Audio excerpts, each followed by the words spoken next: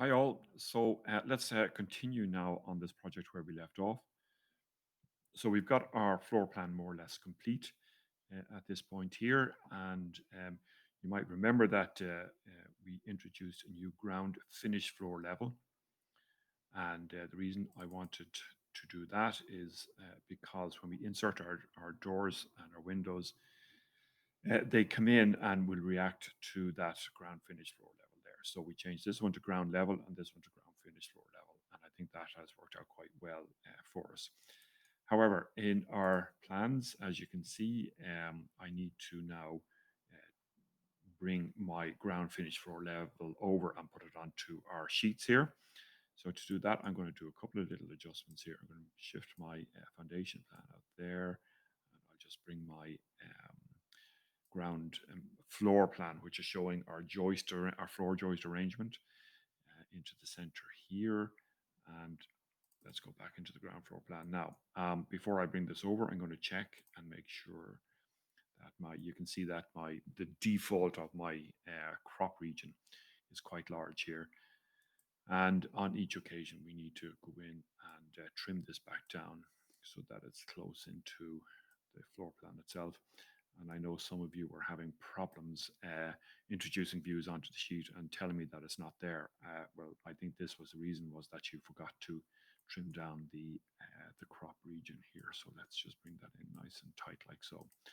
I could probably turn on the annotation crop here if I had some notes involved. You can see when I turn on the annotation crop, we get this extra broken line crop box out here, which means that I can keep my crop region where it is. But if I'm adding in construction notes and they go beyond the crop region, I want to see them, then the annotation crop kind of governs that one, if you like.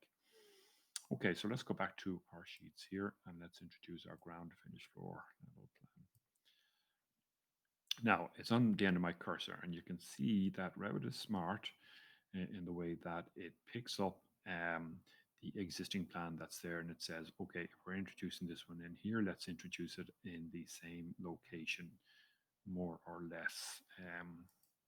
So there's that one. Now I can push this one back a little bit here. I'm going to swap out my title view here. This is the one I prefer, title, no line with the reference detail. The reference detail is very important. Okay, and now I can bring back my foundation plan like so. All right, now that I've got that in there, I'll just shift this over a little bit here. Okay, it's looking a little bit cluttered, but I'll tidy that up before we come into our submission. You can see that my crop box is still turned on here. Not to worry in the sense that it's not going to plot, but look, in order just to make the sheet look better, I'll switch it off and then I will deactivate this view now that I'm finished with that. So my sheet is looking quite good here now. I'm just going to shift up that elevation and shift across this section here. And again, just kind of tidying this look well. I've got a little space here in which I might put in my short cross section, which will be nice to show the work that we're going to do on the roof here. Right, back to my ground floor plan. Let's go to a 3D actually. So what we're going to do in the next series of videos is we're going to create our roof. And there are several elements to this. First part is we're going to go into our roof command, obviously over here in the architecture tab, and we're going to pick this roof by footprint. That'll give us access to the properties here. We're going to go and choose a particular roof system family. We're going to inspect the structure of that. If it's not suitable to us, we're going to duplicate it and we're going to change around some of the elements to that so that we get a roof which is suitable for this particular project. We're going to create a rafter zone, and then we are going to go down and find a truss family. And we're going to introduce that truss family into that rafter zone. And once we get that set, we will copy that right the way across over on the roof.